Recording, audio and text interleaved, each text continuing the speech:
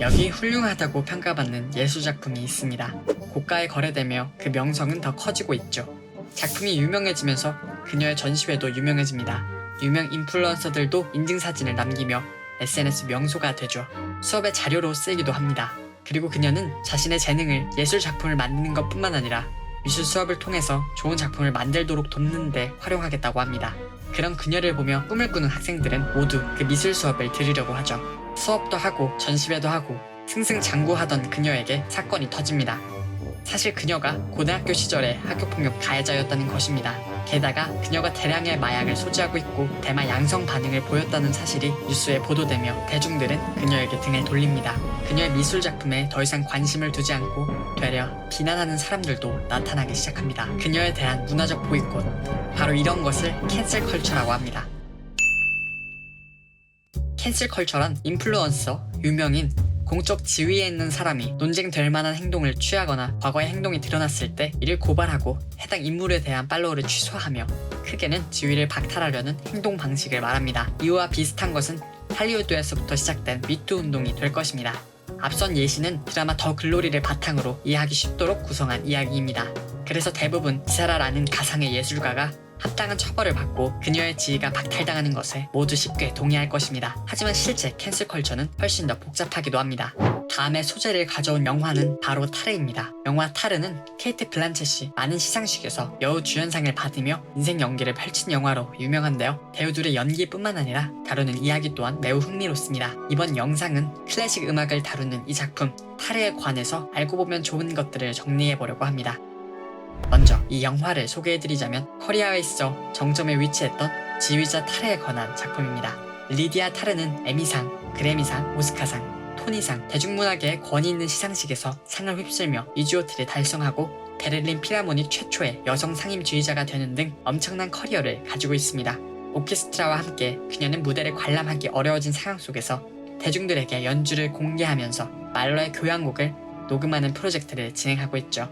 그리고 말러의 교향곡 5번의 녹음만이 남겨져 있습니다. 커지는 명성과 함께 자서전의 출간도 앞두고 있죠.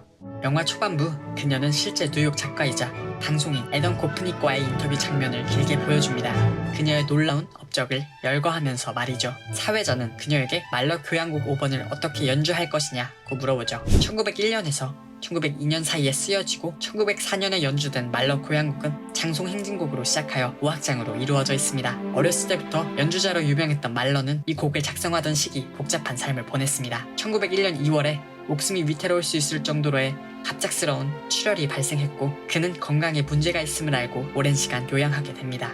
1901년 11월 그는 오스트리아 작곡가 알마 슌들러를 만나게 되고 둘은 1902년 3월 9일에 결혼식을 올렸죠. 주변에서는 19살의 나이차가 있던 둘의 결혼에 의문을 제기합니다. 알마와 같이 좋은 가문의 여자가 감정적이고 권위주의적인 말러와 어울리지 않는다. 한편으로는 알마가 바람을 피우고 젊은 남자들과 자주 만난다며 이야기했죠. 둘은 두 딸을 갖고 가정생활을 꾸렸지만 결혼 생활은 평탄하지 않았습니다. 말러는 한 가족에는 한 작곡가만 있을 수 있다고 생각했기에 알마는 음악을 포기해야 했고 그녀는 붕괴했죠. 그가 작곡가와 노동자의 역할을 맡고 그녀는 사랑하고 이해하는 파트너로의 역할을 해야 한다는 것입니다. 그녀는 결국 지지자의 역할을 해야 했습니다. 이후 1907년 두 딸은 성홍열과 디프테리아에 걸리게 되고 첫째는 사망하게 됩니다.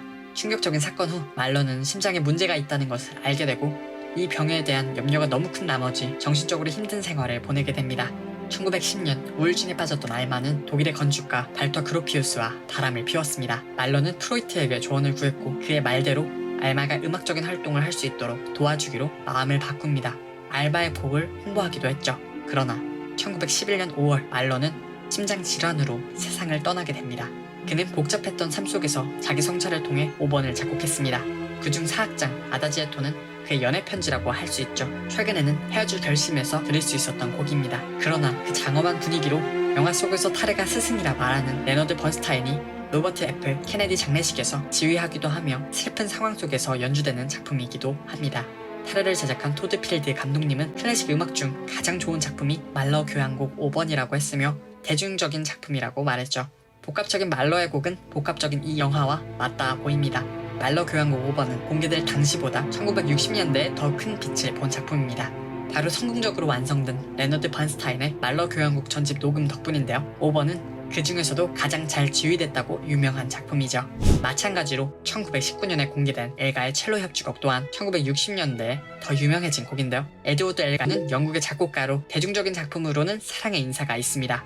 1차 세계대전이 끝나갈 무렵에 엘가는 건강이 좋지 않아 시골로 이사를 하게 되고 1918년, 1919년 사이에 걸쳐 여러 작품을 만들었습니다. 그중 하나가 영화 속에 등장한 첼로 협주곡입니다. 그래서 이 곡은 전쟁에 대한 애도로 느껴지기도 하는데요. 그러나 이 곡은 첫 발표 당시 혹평을 받았었습니다. 리허설 준비가 부족했다는 이유로 연주가 좋지 않았기 때문입니다. 이 작품은 이후 1962년 자클린 듀프레의 연주로 유명해집니다. 영국 출신의 첼리스트인 자클린 듀프레는 당대 최고의 연주자로 찬사를 받았습니다. 음악가였던 어머니로부터 재능을 발견한 그녀는 4살 때부터 첼로를 배우면서 16살의 나이로 큰 공연에서 연주를 시작했고 1962년 3월 BBC 심포니 오케스트라와 엘가 첼로 협주곡을 연주하고 같은 해 8월 그리고 1963년에 더 브롬스에서도 엘가 협주곡을 연주했죠.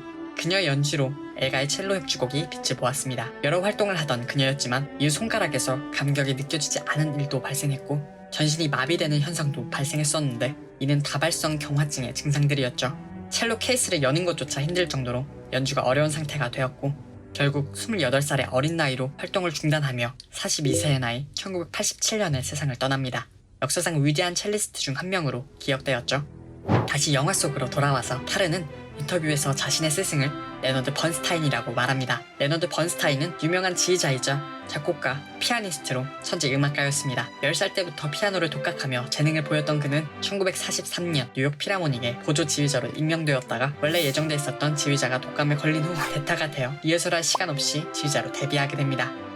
방송에서 출연한 것으로 대중적으로 유명해졌는데 클래식 음악에 대한 그의 매력적인 스피치로 뉴욕 필하모닉 오케스트라와 함께한 영 피플스 콘서트가 많은 시청자들의 사랑을 받았죠. 클래식의 대중화에 앞장선 인물이었습니다. 그는 교향곡을 작곡하기도 하고 브로드웨이, 영화 음악을 제작하기도 하며 다양한 경력을 쌓았습니다. 대표적인 작품으로 웨스트사이드 스토리가 있죠. 그는 뉴욕 필하모닉과 함께 구스타프 말러의 탄생 100주년을 기념하는 공연을 지휘하고 전곡을 녹음했습니다. 말러의 작품을 대중화하는 데 기여했다는 평을 받죠. 지휘자였을 뿐만 아니라 영향력 있는 스승으로 젊은 지휘자들을 지도했습니다. 그가 작곡하는 데 있어서 동기는 소통이라고 했습니다. 또한 음악은 말로 표현할 수 없는 특별하고 깊은 감정이 있다고 했죠. 많은 음악가의 본보기가 된 레너드 번스타인의 생애를 다룬 작품 마이스트로가 넷플릭스에 공개 예정이죠. 스티븐 스틸버그가 제작하고 스타이즈본을 연출하고 주인공으로 연기한 브래들리 쿠퍼가 이번 영화에도 감독과 각본 그리고 레너드 번스타인을 연기하며 화제를 모으고 있습니다.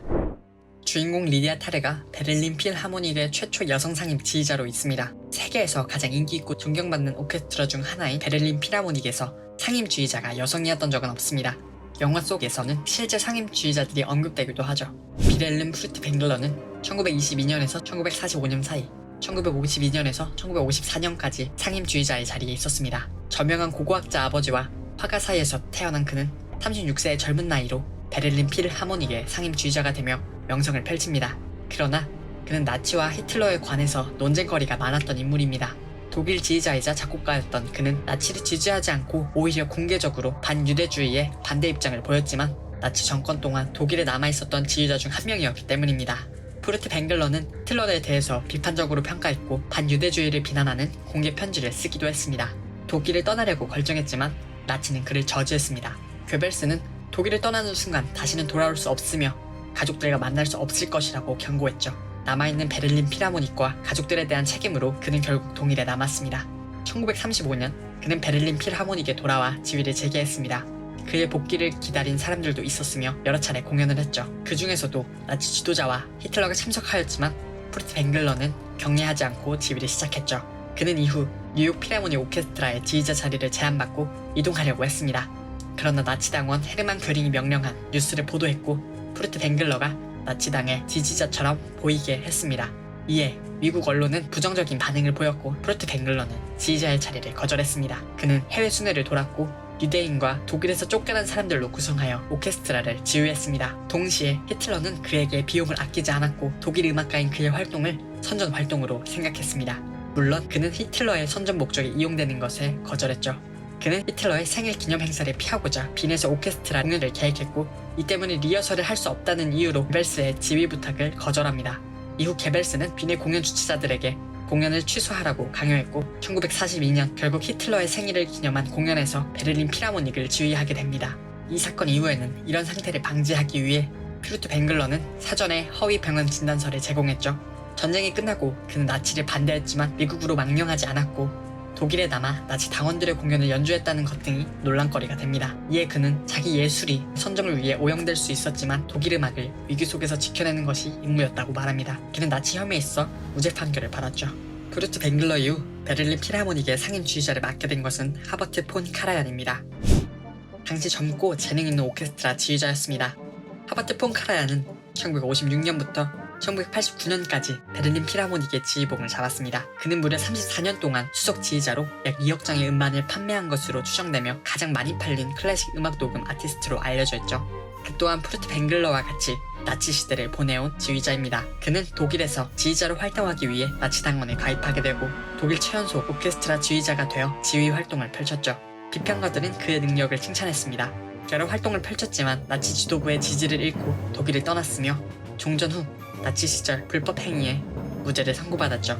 그러나 미국에서 그는 나치 당원이었기에 디트로이트에서의 공연이 금지되기도 하고 카네기 홀에서 열린 콘서트에선 카라얀과 베를린 필하모닉의 공연에 반대하는 시위가 발생하기도 했습니다.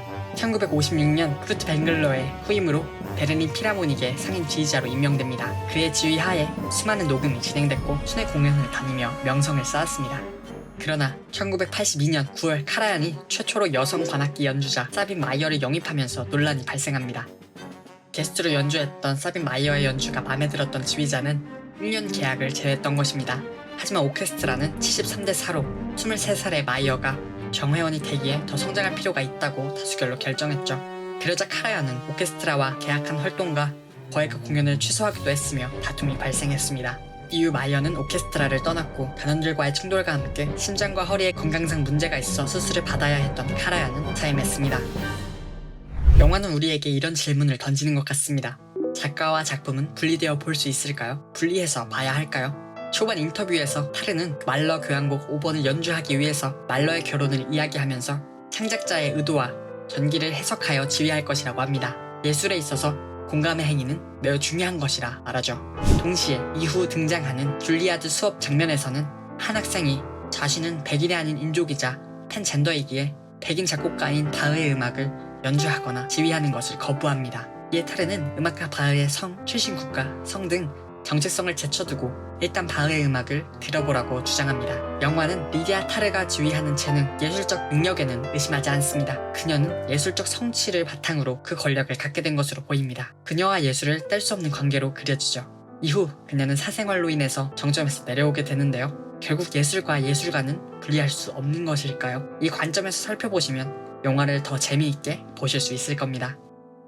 영화를 보고 나면 리디아 타르가 현실 속 인물처럼 보입니다. 실제로 타르가 존재한다는 밈들을 살펴볼 수 있죠.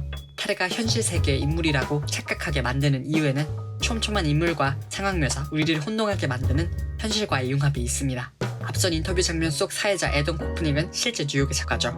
또한 앞서 말했던 실제 작곡가들에 대한 이야기들이 나옵니다. 케이트 블란쳇의 연기 또한 리디아 타르가 실존 인물처럼 보이게 만듭니다. 영화 속 이야기를 제쳐두더라도 케이트 블란쳇의 연기를 보는 것만으로도 이 작품이 의미가 있다고 할 수 있는데요. 그녀는 대본을 보자마자 승낙했고 다음에 연기를 위해서 지휘하는 방법을 배우고 피아노를 배우고 독일어로 말하는 법을 배웠다고 합니다. 그녀는 모든 걸 하는 게 완전 두려운 일이었지만 할 일이 너무 많아서 걱정하며 떨 시간조차 없었다고 말했습니다. 영화 타르는 아카데미 작품상, 감독상, 여우주연상, 각본상, 촬영상, 편집상 등 6개 부분 후보로 지명되었습니다. 대부분 매체에선 작품상, 감독상 등 주요 부분에서 Everything Everywhere All at Once가 수상할 것이라 예측하는데요. 타르의 수상 가능성이 가장 높은 부분은 여우주연상 부분인데요. 양자경과 케이트 블란쳇 중 누가 받을지 궁금하기도 합니다. 이 영화를 보실 때 어떻게 권력이 작동하는지, 예술과 예술작품은 분리할 수 있는지 다양한 질문과 관점에서 살펴보시면 더 매력적으로 영화가 다가오실 것 같습니다. 추가로 호러 영화의 관점에서 보셔도 재밌으실 겁니다. 타르 추천합니다. 계속해서 질문을 주고 복잡하면서 모호하고 매력적인 작품입니다. 이상 회생환경이었습니다. 또 다른 이야기로 찾아오겠습니다. 감사합니다.